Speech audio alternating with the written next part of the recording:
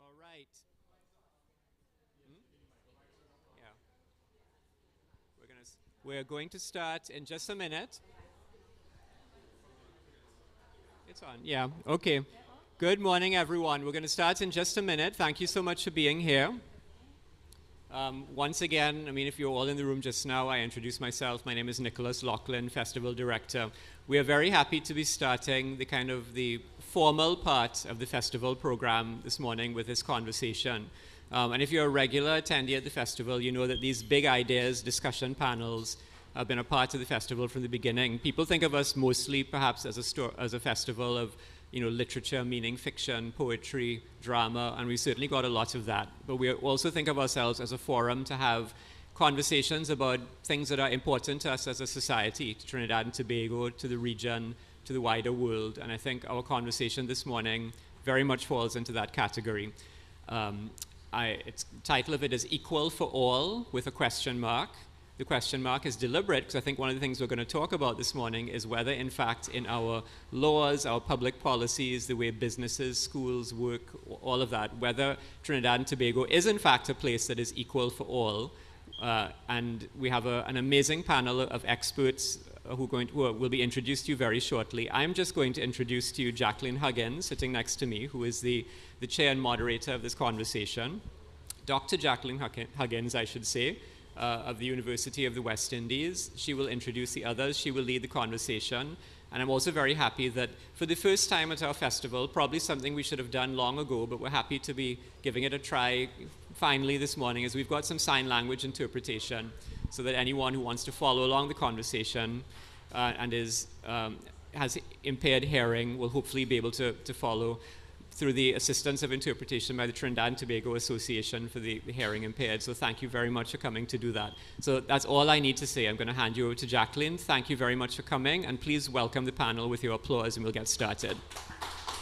Thank you. Testing. Nicholas.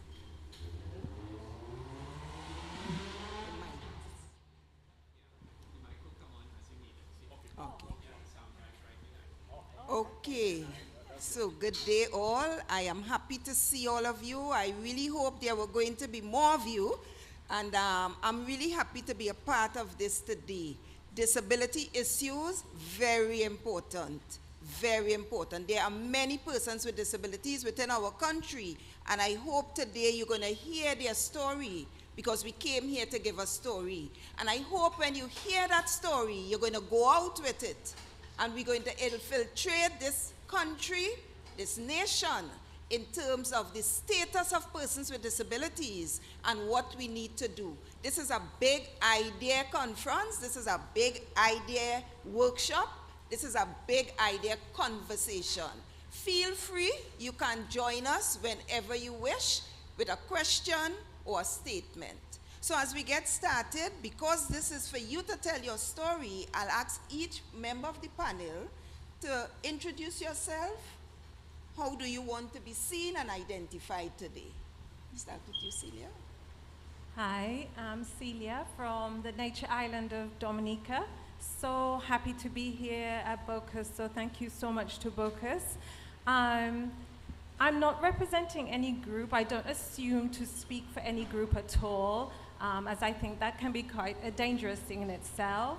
But I wrote a poetry collection called Radical Normalization, and that is basically investigating what is normal, who has the power to decide who is the normal person or not a normal person, a normal brain or not a normal brain. So, and also to talk about how literature is such a powerful forum to investigate some of these topics, and language as well. So thank you so much. Okay, welcome, Celia. Kenneth? Thank you very much. Good morning, everyone. My name is Kenneth Surratt. I am the Executive Officer of the Trinidad and Tobago Blind Welfare Association, and I'm also a songwriter. And you know, quite a number of my songs I use to bring different experiences of persons who are blind. Some were humorous, and some were thought-provoking and very deep. And you know, I did write one at a time, and someone said it was a very sad song. but I told them it was the different moods of someone who is blind. So I'm happy to be here today and to share our experiences and how do we make printed material accessible for the print disabled and the blind. Thank you very much. Lisa. Good morning, everyone. I'm Lisa Gani, and I'm here representing the Down Syndrome Family Network. I'm a corporate communications and event management professional, and I think that, I try to use that background in speaking out for our community, and also to use the events that we have as a forum for education, awareness, and advocacy. So today I'm very happy to be part of this festival, as we have to tell our stories, and we have to tell the real stories of what is happening out there, so that, that more than telling them, it's a call to action, and that it creates, the type of emotion and passion within the society to want to do better for all persons. Yes. Good morning. My name is Tessa Pascal. I am the Disability Affairs Specialist with the Ministry of Social Development and Family Services. I have the unique position of being a person with a disability, as I am visually impaired, and assisting with the development of policies that serve the community of persons with disabilities. It's a very interesting, sometimes tightrope to walk, but it's a very interesting job where you get to see aspects, and I am exposed to various disabilities and how it impacts the lives of those persons living with it. Okay, so we know that our government and governments past would have signed a number of conventions, a number of documents that indicate the lives of persons with disabilities and how that should be improved. Now, our title is Equality for All, Equal for All. Could you share with me what does that mean in terms of your work and what you do? I think that's an interesting thing, because I think language is so important. So even using the word equality, I think we have to be careful, because it's not so much that everybody needs equal needs. It's so important to recognize that everybody is an individual. So I like the word equity, in the sense that you really look at what the individual needs are of each person. And I think language plays such an important role. I know in the Caribbean especially, we joke about, like, especially people with mental health issues or whatever, it's so easy to call people crazy, or that person, or we have so many different names, moo or whatever, and I think it's just time to look at the language we use, that we just take for granted that it's okay.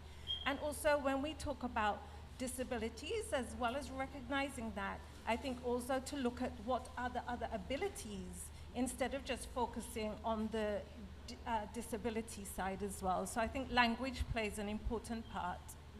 And in terms of your book, Yes. how does that relate to equality for all? Yeah, well, again, what radical normalization tries to do is question who decided what is normal, who decides, and the power dynamics of regarding one person as normal and one person as not normal. So in the poems, I just try to bring up some of those topics, about mental health, and just investigating some of those things. Yeah. Okay, so we'll hear a little more about that. Okay. Later. Okay. Kenneth, if you wish. Yeah, we'll talk about, I share these values about equity, because last night, we had a function last night, and a lot of authors, they presented their books. Everybody had their book. They were equal. I put my book out there. But was it accessible for someone who is blind? Was it accessible for the person who wants the easy reader version of it? Was it in an audio format? Was it digitized in a way that someone who is low vision could adjust the color contrast so they could enjoy the book? Was it available in the sense that we could change the font size so the person who is blind could read that book? So we should pursue equity and not equality. because every person has a different need. You know, like in Trinidad, we prepare the child for school. There are countries in the world who prepare the school for the child. We have to change our thinking. We have to stop thinking from where we stand and start walking in other people's shoes. And by doing that, we will create a more beautiful country where all of us could be part of something. And language is important. Sometimes people use ableist language. You know, you want to cripple the economy. What do you mean by that? You know, change the language, change the narrative. But by changing the narrative, we don't want you to be afraid to speak to persons who are blind because you want to know if you're going to say something wrong. Nothing wrong with that. If you say, I'm not going to be angry with you if you say something that was probably inappropriate or not correct, I will gently correct you and slowly we'll get it done. So we don't want to move from one extreme to another extreme. We want to make sure that I don't know everything, you don't know everything either, but together we could make the country a better place. Thank you very much. Well, taking up what Kenneth said about accessibility, I think that, you know, when we look at equity, or if we're looking at equal rights, not so much talking just generally about equality, you know, but equal rights for persons with disabilities, whether it's a mental disability or a cognitive disability, but across the board, accessibility is the start of it, you know. I always like to talk about education because I think that, you know, education is the foundation, and it's the foundation from birth. Whatever form that education takes, you know, throughout your life cycle, because we start off, of course, you know, with social interactions with babies, having, you know, to just learn how to communicate with each other in a play setting and so on. And, you know, with persons with Down syndrome, we always talk about early intervention and about having those spaces and places available to children with Down syndrome so that they can start that journey and learn how to be integrated into our communities. So many times, especially in the Caribbean, you know, we are coming out of a sort of a taboo space where a person with a disability was not taken out. They were not integrated into the society. They were not even integrated into their family life, because many times the parents were ashamed or guilty, or they didn't know what they were dealing with. So like you say, the child was given names, they're slow, they're all sorts of not appropriate names. So first and foremost, we have to make sure that, you know, our children are not only included, and there was a piece that was written by one of our directors where she talked about integration versus inclusion, right? The difference between those two words, because I think now with awareness, we are integrating persons with disabilities into this society in almost a token way. Because when we integrate, we pat ourselves on the back and we feel, oh, well, we've opened the door. But true inclusion really means having that accessibility, having all the things in place for that person to be able to do their best in that forum or in that space. So yes, maybe awareness has brought that change to integration, but we need to move forward from integration to real inclusion. Yes, sir. So I will pick up on the language, because I always say language is where we start.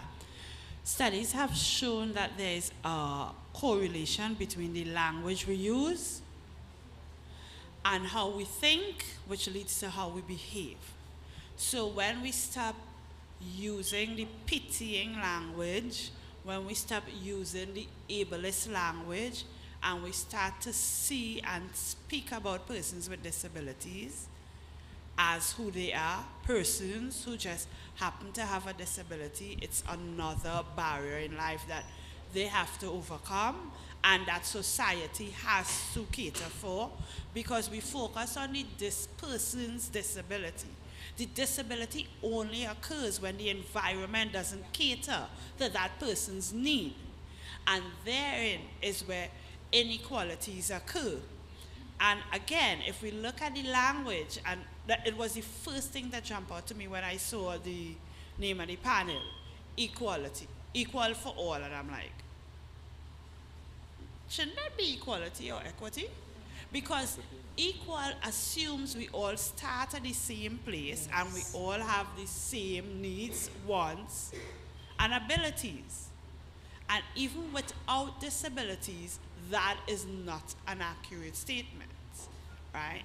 So when we look at equity, yes, we need to start looking at our language, because if you read something as our laws, the language that is there doesn't always promote equality of treatment. Not that it is anything illegal, it's just that the language is a bit outdated and needs to be updated, right? So we need to look at our language to determine, to bring ourselves into accordance, one, with our conventions that we have signed, but then to take the steps to create equality and equity. Because I always say, if we start on an equity basis, we save ourselves time and money. Rather than setting up a system, then providing reasonable accommodations for those who need it, if we set up an inclusive and equitable system from the start, we don't have those to deal with. Everybody can have access from the beginning. And that is to go towards Ms. Gani was talking about, access. Because access is a broad term. We look at access to education, yes, but we have to look at access to the built physical environment, access to communication. When you are watching television programs, are you able to access the information being provided? Access to transportation, access to homes, housing, access to services. Are we setting up, whether it's public or private, services that are accessible to persons with disabilities, or do I now have to go get somebody to help me access your service? Right? So all of that we have to consider when we're looking at equity. Right, so Jacqueline, something can I that's just, go touch ahead, on sure, something sure. that Lisa mentioned about, because as well, we mustn't assume that everybody wants to be seen as well, because again, taken in terms, let's say somebody with a mental health issue, there comes some really serious repercussions, say, in being seen. For instance, you are put in a very vulnerable situation by being seen. So that's also very important. You know, you could be laughed at, you could be ridiculed, and the whole stigmatization. So just to be aware in our efforts sometimes to do good, we must make sure we don't put people in danger by assuming that they need to come into this space. It could be that they need their own space as well, you know, a separate space where it's safe. Okay, yeah. Yeah, and while Can I just say something really about that? I think what is important there is choice. Yeah. You know that, I mean, Absolutely, as a society, as a civil society, there are laws that protect us and laws that can be used if we are vulnerable or if we are not in the right place or something is done to offend us.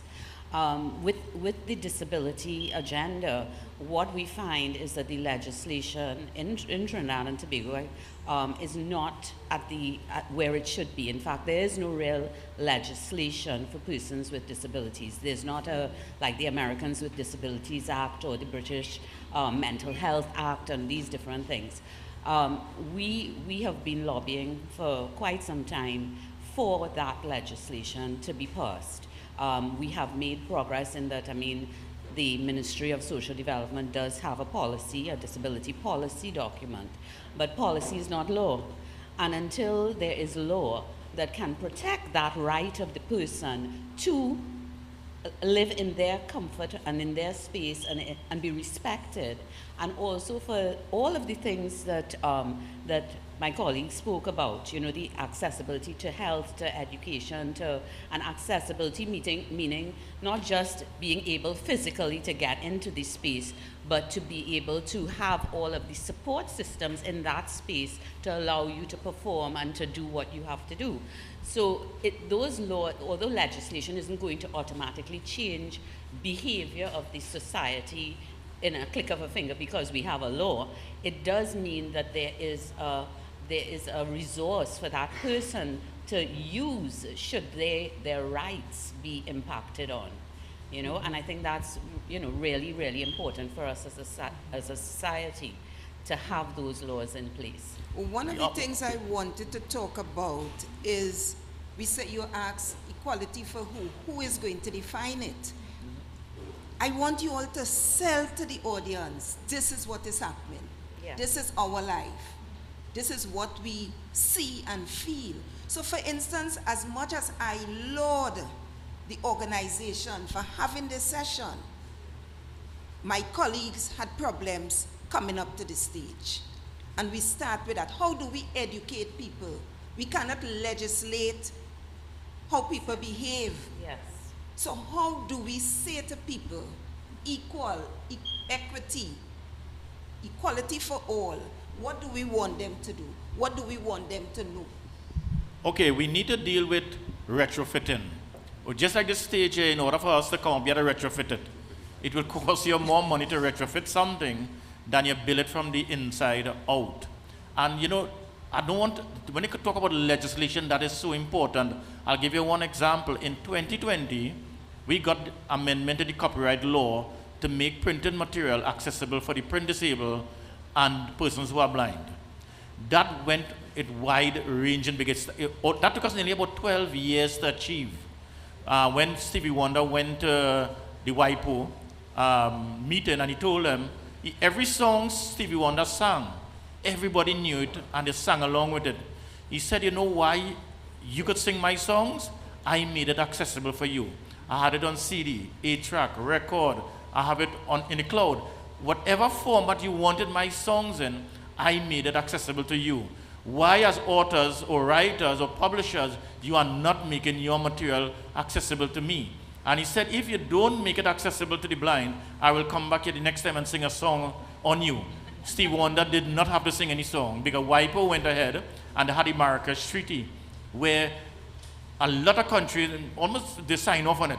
When it came to Trinidad, we worked very hard with the IPO office in Trinidad with Mr. Reagan Ascarali. And in an election year, we got both houses of parliament to get that law passed because it needed a special majority. And that I felt that Trinidad was in good hand, that at the right time, people could behave correctly and do what is right.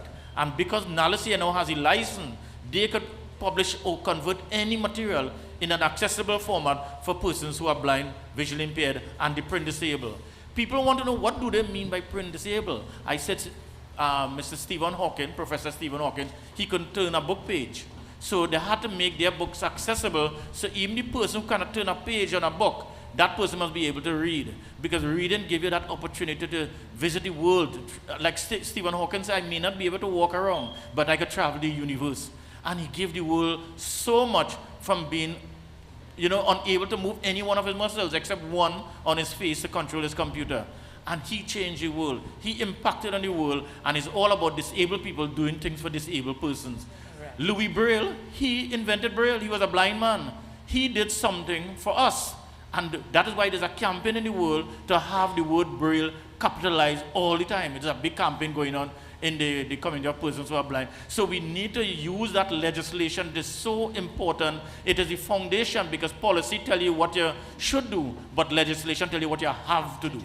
So we must insist.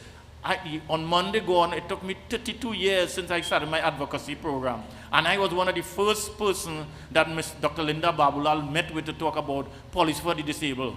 And it started with the amount of different color paper, green paper, white paper, blue paper, name the color. It had all the papers in it. I never see so much paper for policy for the disabled in my life. Jamaica celebrated, they roll out their legislation for the disabled last year, Valentine's Day. What are we doing in Trinidad and Tobago to insist we get legislation. We're not going to leave today that to put aside legislation. We must demand it. I'm no longer going to ask for it. We must demand legislation to protect persons who are blind, persons with disability. Scrap-iron people got the legislation. The scrap-iron people better than us? I wouldn't want to say no, but if they get it, I want it too. We want legislation.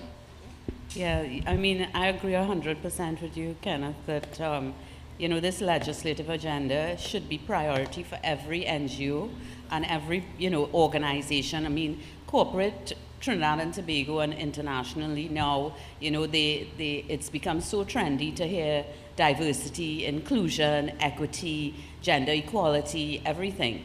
But, you know, more than just saying it, it now becomes, you have the power. You know, corporate Trinidad and Tobago, they have the power to advocate, really advocate and lobby government now for these things. And they need to use their voice. You know, they have a strong voice.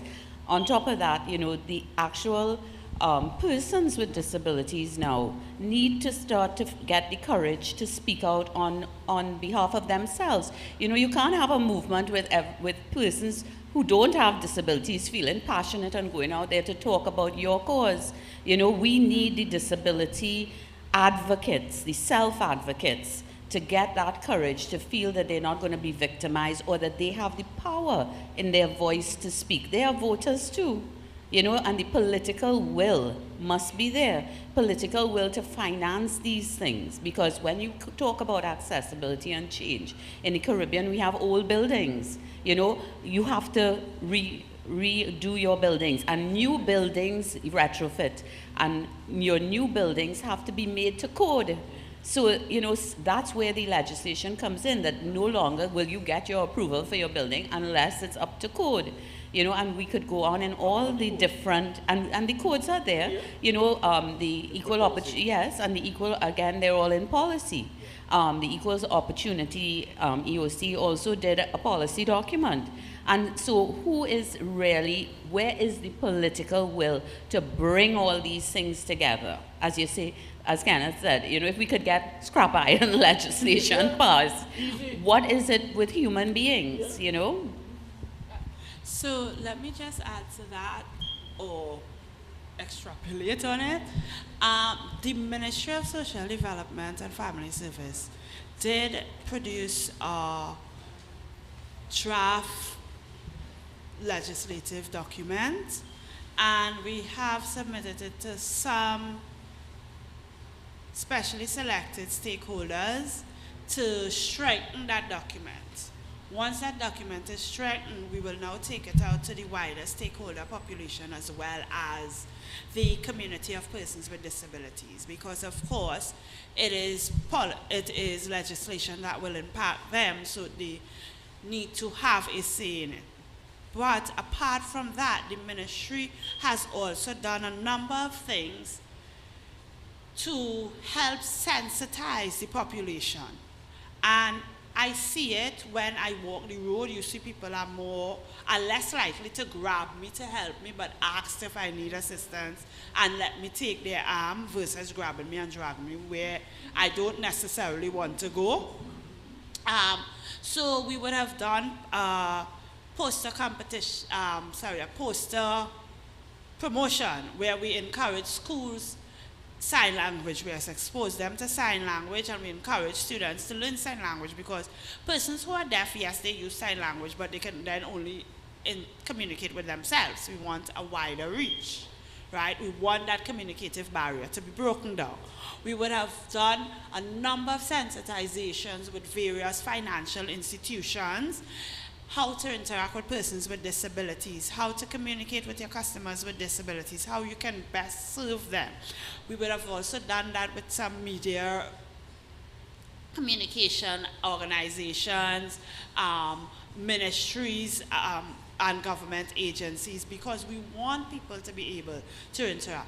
We would have also trained at least 31 of our frontline staff in our service delivery units like social welfare or National Family Services, National Social Development Seed Program.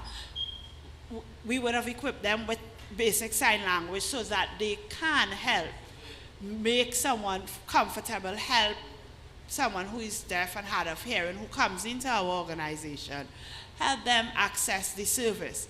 We are presently in a transformation process where we are digitalizing our system, so we are making them,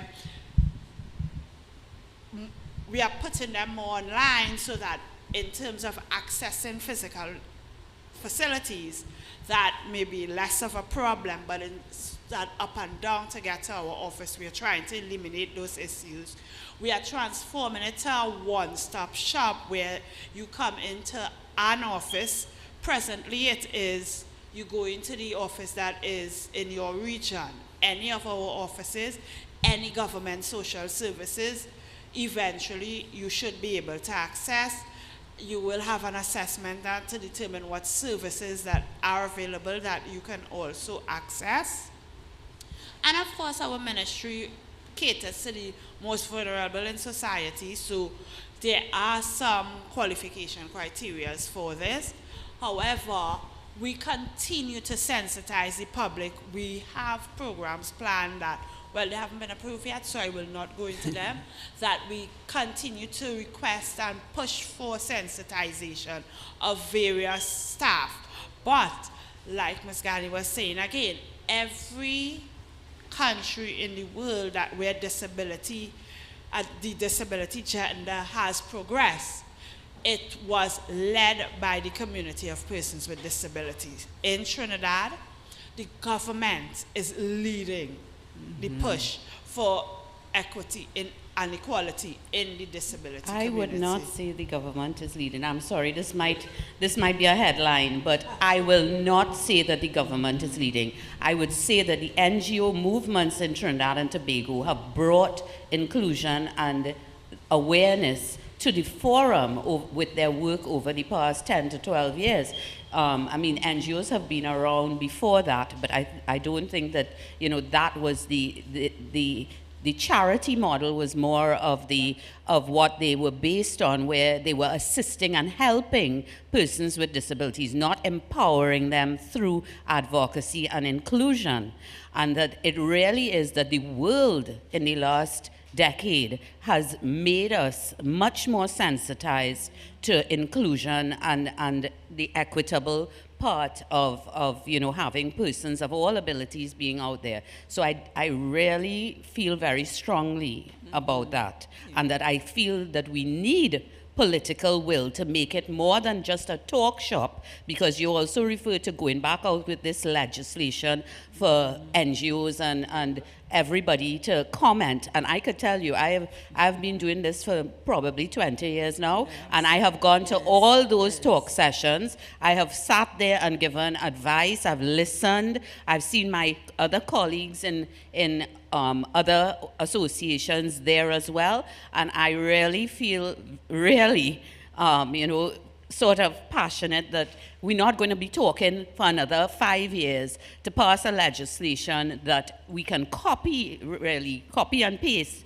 from some countries that have already implemented these systems. You know, that is a bureaucratic, very, very tiresome and long process. So as much as kudos to the ministry for all their programs, again, we can also debate on the effectiveness of those programs, because when we start to go down to the wire with how accessible those programs are to people who don't have the socioeconomic resources to even take a taxi with a child with Down syndrome who has a heart condition, to go to a Ministry of Social Development to access a service and being told to go back home because the paper wasn't signed properly by the doctor.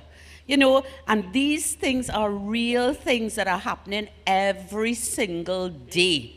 Every single day. So yes, it's nice to have a ministry say, oh, we have 50 programs that are for the social, you know, in social development for all of these people. But really and truly, are we empowering our society to be able to live productive lives? You know, is that child going to be able to go to school? We have no children who have ever, in the Down Syndrome Family Network, who have ever gone from primary to high school. Why? SEA, right? Do they have an individual education plan? Is the exam accessible to them in the format that they need to do it in. They may need to give an orator, speak out about a comprehension instead of writing a comprehension, test. Have we even thought of giving them that opportunity for them to be able to transition into high school and go through that process and learn something? It may not be the exact same curriculum. They follow a curriculum that is tweaked for them, for their learning abilities. So I think that, we really have to understand how are all of these things really empowering the persons that we are supposed to be fighting for out there? How is it really changing their lives? So Tessa, as a staff member with a disability, how do you impact, or how are you able to impact what happens at the ministry? So disability is always on my agenda. Anything I do, whether it's at the ministry or outside of the ministry in terms of other agencies, because one of the things that the policy would have, so the national policy was developed out, and the first national policy for disabilities came out in 2007. The present one we have is a revised one. They were along the lines of the UN Convention on the Rights. This one more so than the previous one, because we did not yet sign or ratify the previous one. When 2007, it was still a work in progress, or it had just finished, because I think it's December 2006 the UN signed off on it, and 2007 the initial policy came into place.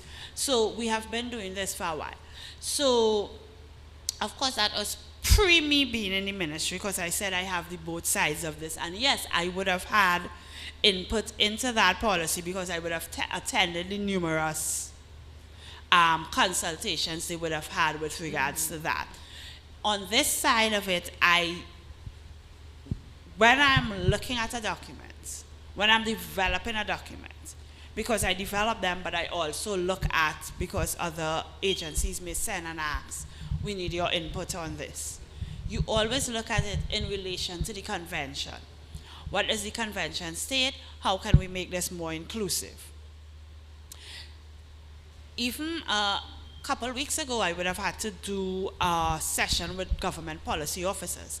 And even in informing that session, with the national policy, I would have had to explain the different forms of discrimination, how we include this in our policy, that just looking at a policy doesn't make it, and saying, a line saying that this applies to persons with disabilities doesn't make it inclusive.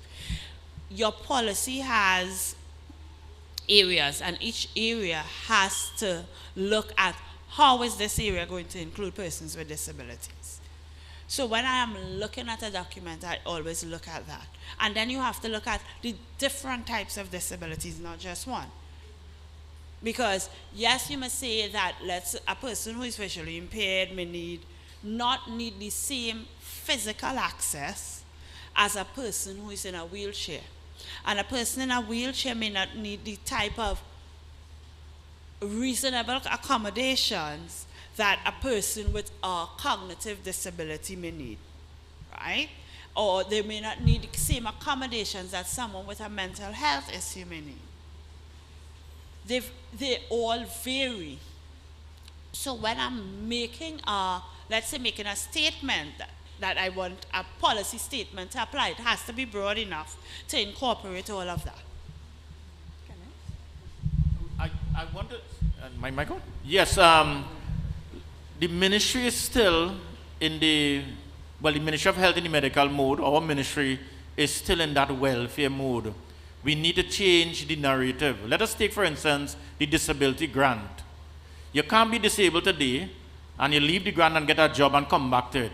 Why can't we just consider changing to an unemployment grant and tell all disabled persons, once you are not working, you will be taken care of, but you are encouraged to get a job.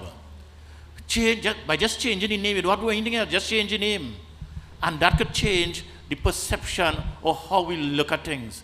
So I want to encourage the ministry to try and get into that rights mode. We have the policy for the disabled, we have the United Nations, we have so many documents out there. Let us start just changing the way we think.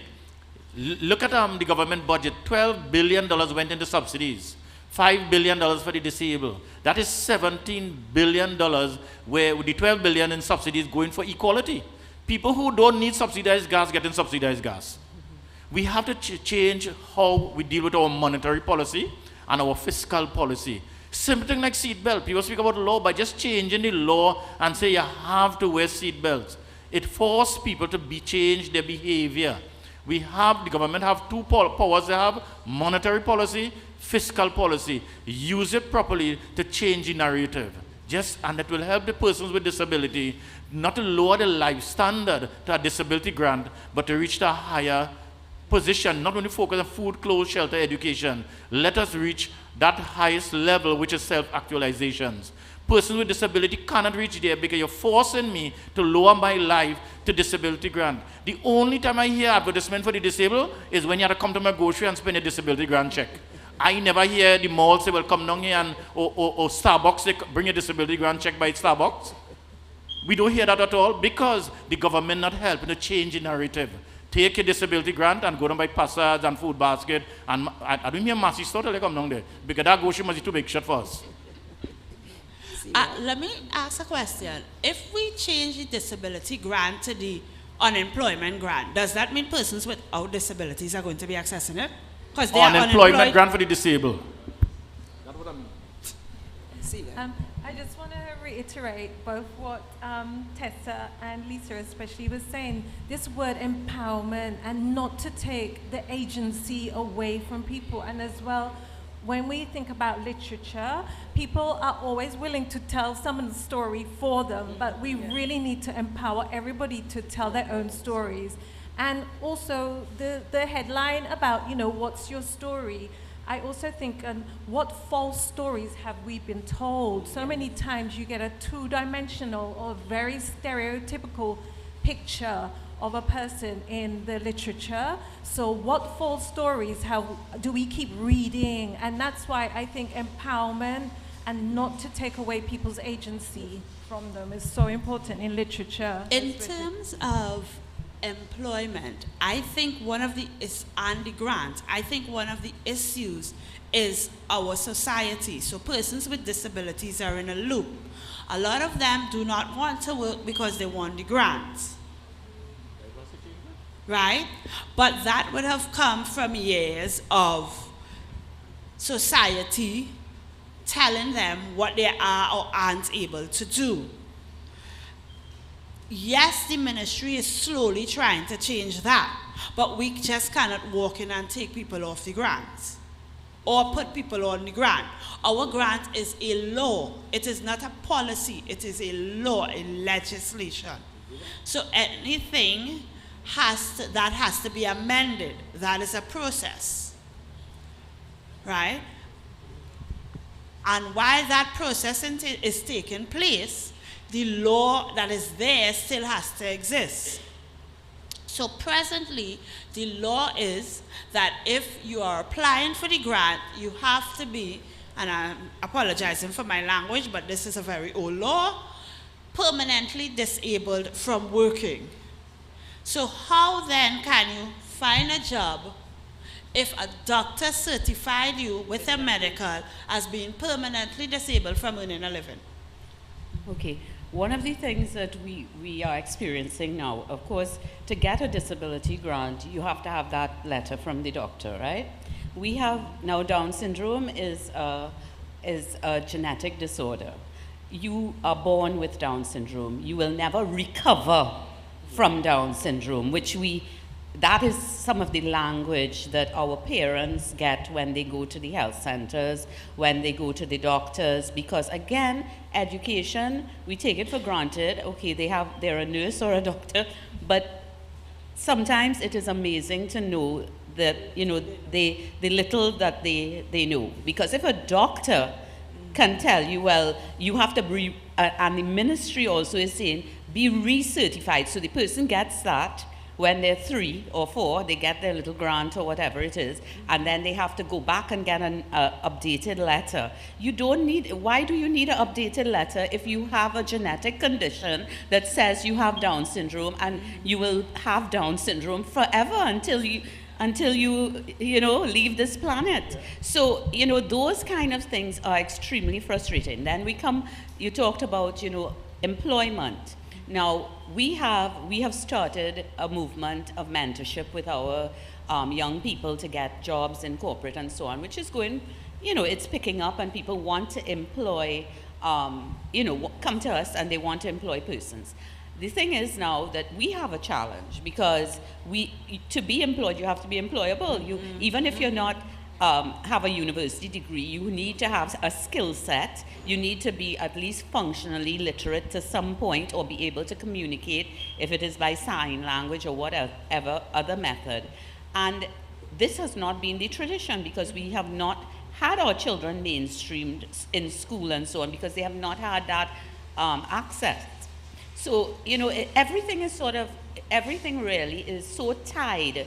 Everything is tied to each other. And also with this disability grant too, now when we get the employment for the person, the employees are not paying at the same level that they would pay their regular employees. So they still need their grant, because they have a medical condition, they need special medication, they might need special support, special therapies, which are all very expensive. And I know you might say it's free healthcare, but that don't work. You're on a list for 3 years, you might be dead before you get that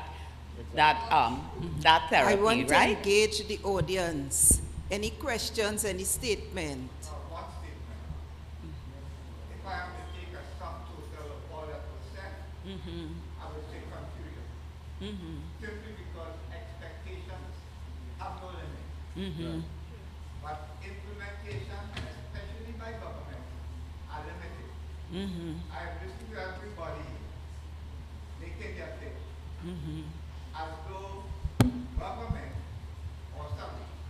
or politicians are some kind of holy, saintly, miracle-working people.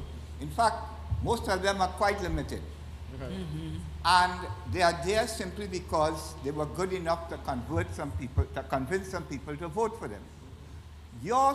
All these problems here are specific and need detailed investigation and detailed looking at.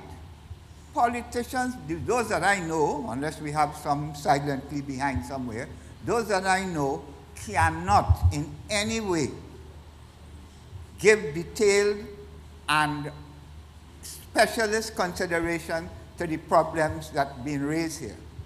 What we have, however, is the intermediary so-called technocrats. And they're not effective. Plain and simple. They're not effective as a group. They're not effective as a group. They may be individually specialized. You're in the ministry. Let's take about it. You in social development. You don't place the Ministry of Health is another entity, and then the Ministry of whatever that have to link, the Ministry of Finance, for instance, not in any way planning a budget on your specialty and your consideration. The other thing, the only salvation I'm seeing here, however, is technology. Technology will allow factories to be made and fitted to suit certain needs. Technology. So when we talk employment and the special people, we must invest clearly at the university, maybe, to have a special program that looks into the technology of, I'll say, providing opportunities for social integration. If I know it from home, I have a grandson who probably might be considered Down syndrome, but he can program in Maya. He can do an animation in Maya. And working out maths, he's not doing it well. That in itself doesn't seem to be compatible. But of course, it takes a lot of math and logic to program animation in Maya, right? So, but technology, he have the aid of technology, he have the aptitude for technology, and probably not one for words and things like that, so he wouldn't be too elegant in explaining his position. So I think what we see here is I have my corner, NGOs. I am frustrated with government. We have representatives from government who's telling you we are helpless because whenever all these considerations go to Parliament, some political agenda will sink it. Anybody want to A respond? political agenda, not necessarily the interests of the community, a political agenda will sink it. And Thank again, you very much. good comments. What I would say, I agree, because I said in the very beginning that we need political will. The politicians, we don't expect that they will be the experts on everything, but they are the representatives of civil society. We have put them in that place to guide and to make, the country a place where we have equality or equal rights for persons. And therefore, they have a responsibility to us, the citizens of Trinidad and Tobago, to guide us in that direction. So yes, I agree. I think we're at that point where we do have a lot of confusion, if you want to put it that, or chaos, things in everything. There's a time of chaos before you can kind of come out of that and get into some semblance of order. The challenge is, not the challenge, but you don't want to stay in that chaos. We can't stay in that chaos and just keep going round and round. Therefore, we are also, we are part of it. So we have to be able in some way to find our way out of that chaos into a way that we can progress. I want to think about the word technology. Sometimes someone is either disabled because of a physical disability or because the environment make you disabled. Because of technology, I could function in my office independently. You take away the technology from me, you lower my disability. And it goes back to that document that the doctor has to certify if you are disabled or not. There's no guideline. That is left up to the doctor to certify if you're disabled or not. He doesn't have no specific guideline. We communicate that to the ministry, that we give them certain guidelines that they could use for a doctor to determine if someone is disabled. We have quite a number of persons who get blind on the job, and they want to send them to be medically boarded. A doctor could only say if you are physically disabled, but they cannot say if you're not, that you are disabled from performing the work. So we have started a campaign with all trade unions to put in their collective agreement a clause that says if you get disabled on the job, every effort should be made to have you rehabilitated. We are trying to reach out to all HR departments throughout Trinidad and Tobago to train HR officers how to deal with persons getting disabled on the job. And we are going to reach out now to universities to start running in their component for HR, a component on how to employ, the employment of persons with disability in the workplace. The government is thinking about lifting the retirement age. And if you increase that, you get more persons with disability on the job. How are we going to take care of that? And if we don't do it, all those little insurances across the country, NIS, is in a mess. It could collapse because you have less people invested in the program to pay more people who depend on it. As a country, we need to deal with it seriously because everything is coming together and it's going to fall on all of us. Okay, today we are the NGC Bocas Lit Fest. We have an audience that we could convince. How do we utilize the citizens of Trinidad and Tobago to assist us with that fight that we have? How do we use them? Anyone?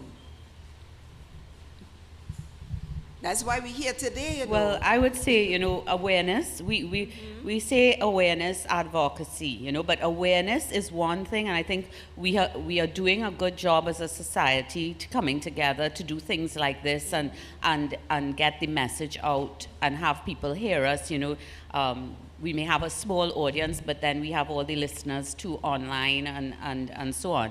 So, that is a plus. But then awareness means that the person on the receiving end has to hear that call to action.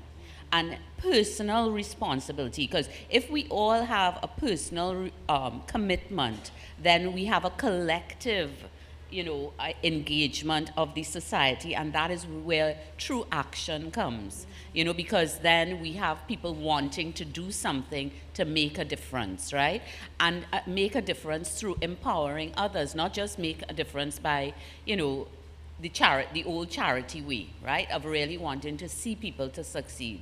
So coming to something like this for me is really to engage with my fellow Trinidad and Tobago, my fellow human beings, and say, look, let us all come together. The more that we do things together is the better that we create a better space for one another, regardless of whether it is this topic or whether it is anything else, I will look at disability, how it impacts. Like when I got blind, it impacted on my brother, my sister, my mother, father. 4 persons were impacted because of my blindness.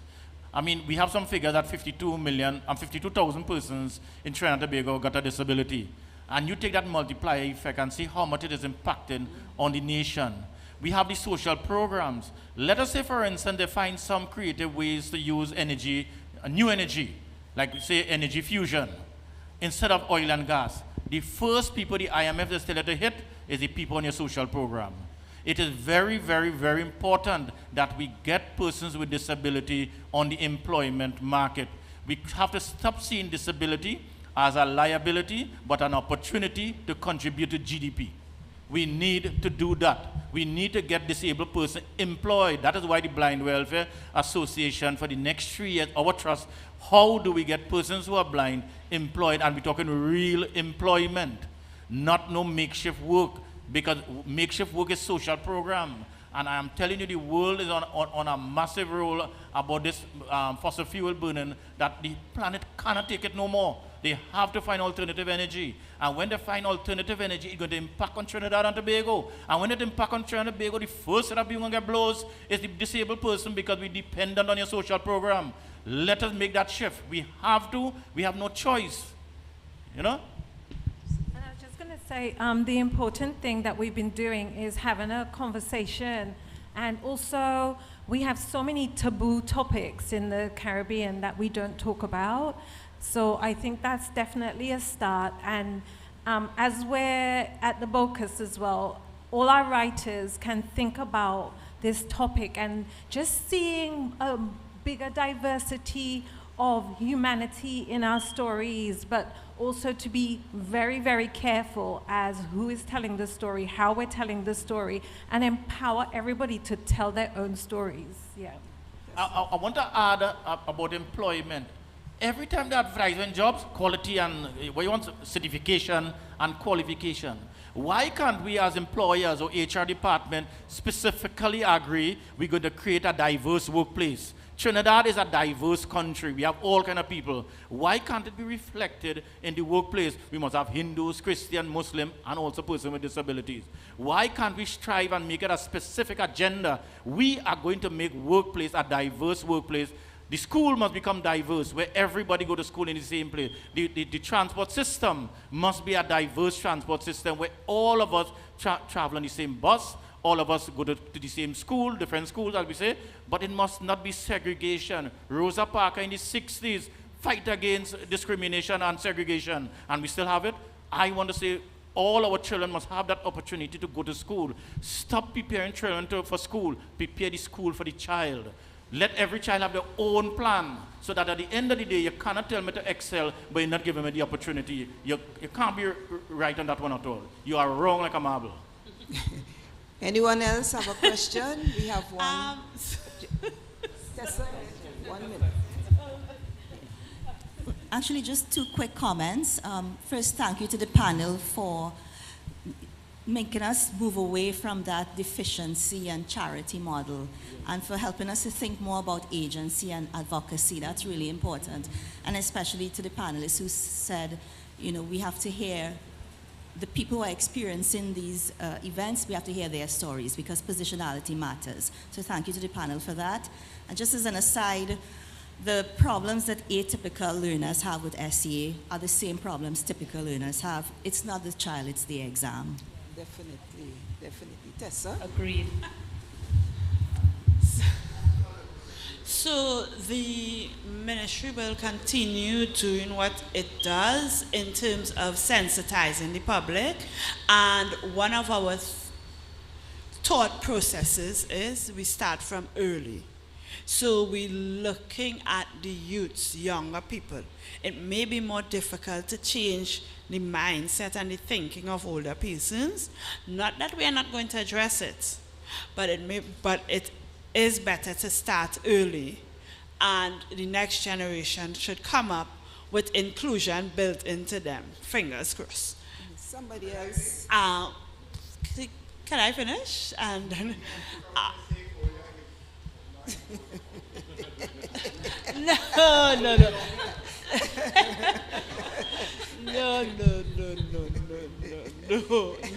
No such thing. There are older persons who can do it, but we understand some.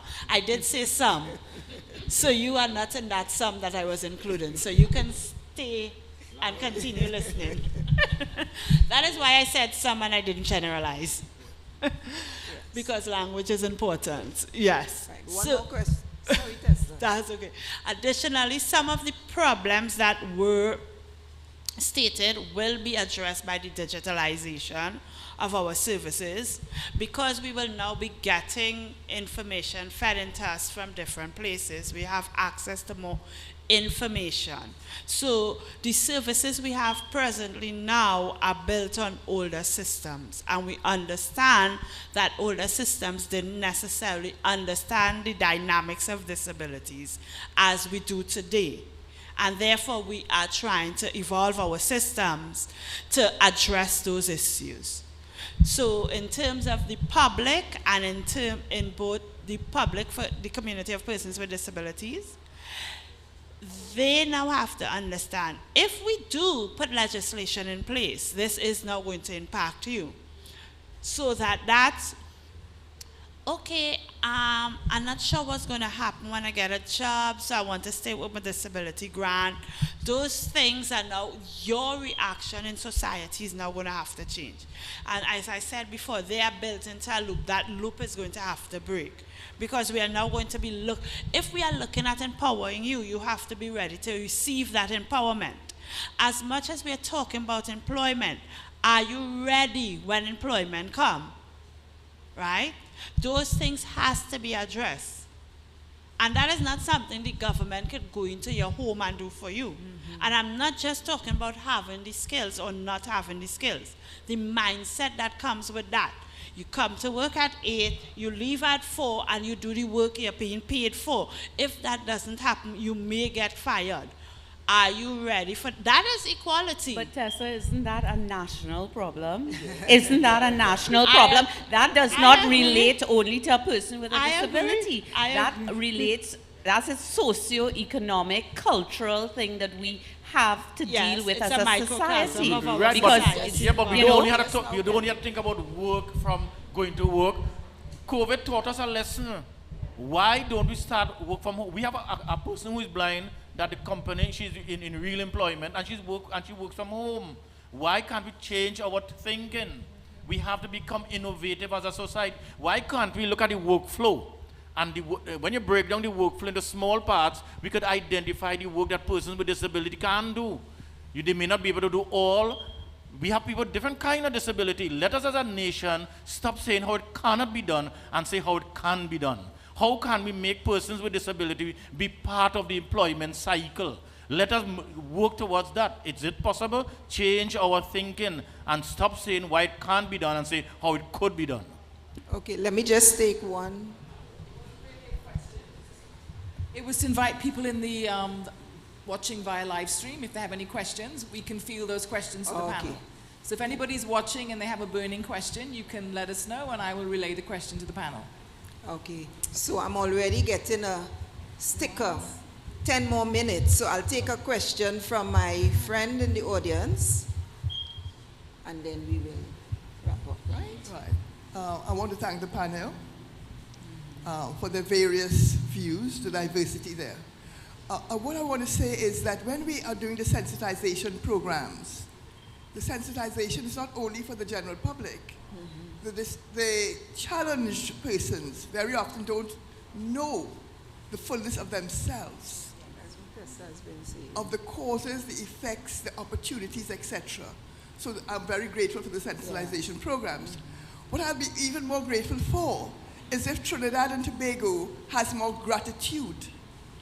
You see, whenever a program is being put forward, consultations, my people, my Trinidad and Tobago, we say, it sounds good, yes, but.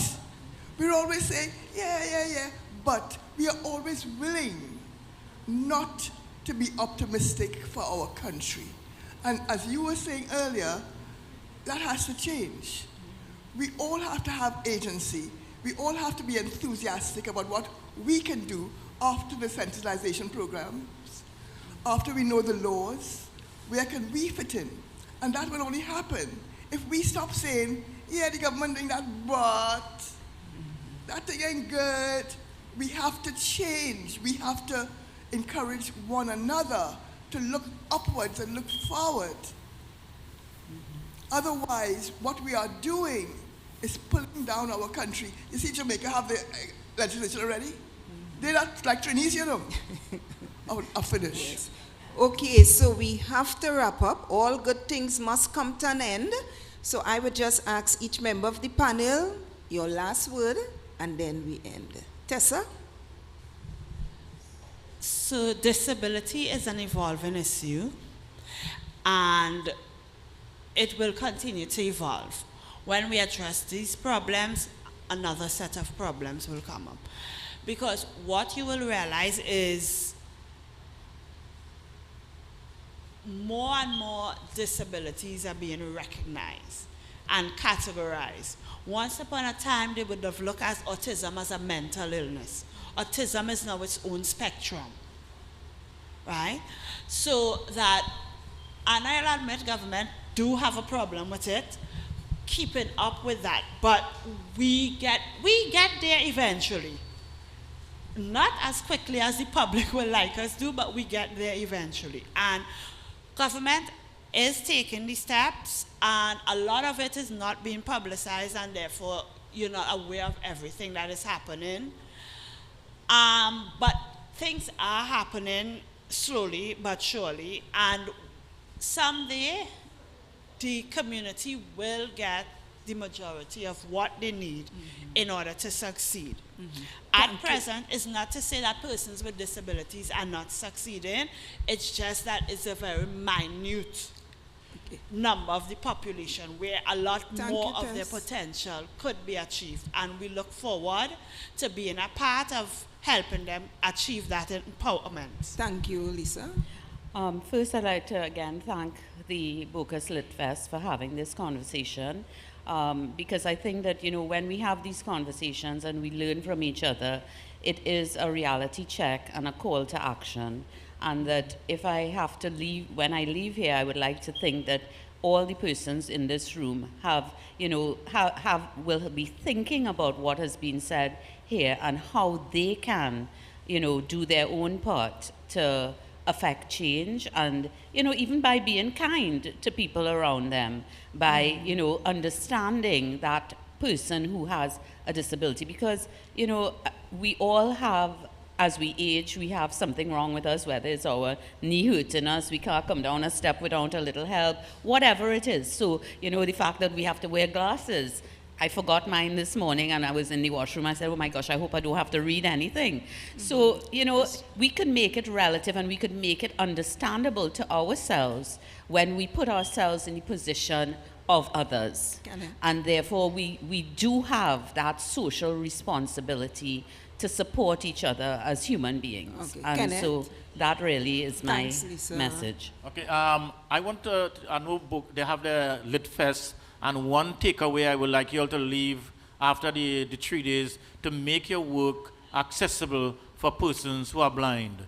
We want only less than 10% of all printed material is accessible to the blind, and we are doing so well. You could imagine if you make 100% of your work accessible to us, we will change this world. So I'm happy that for this opportunity, and our takeaway today is to make sure that all literary work in Trinidad and Tobago and the wider world, it is accessible for persons who are blind. And thank you very much for this opportunity. Celia? I'd just like to read a short extract from a poem. So my parting comment would be just to let's try and talk, try and tell your story, whether it's through fiction or poetry. So this poem is called Listen. This one. Yeah, it's short extract. You speak life, speak only when told to, never say what you want to. They can trap you, bind and warp you, can use all against you, both silence and words too. Still, listen, learn to speak life, articulate as you do. You can switch and snitch too, word how you need to. Love hurt if you want to, no words can see through you. Speak life, recreate you. So thanks again to Thank you Bocas. so much. I just want to thank the members of the panel. It has been a pleasure, and I hope you all would have learned something new. You are going away refreshed, understanding disability, and the work continues. Thank you to NGC Bocas Lit Fest for having me. This has been a great experience. I wondered how disability could be with literature, but I have a good idea now. Thank you all so much. Thanks to our interpreter. Nicely.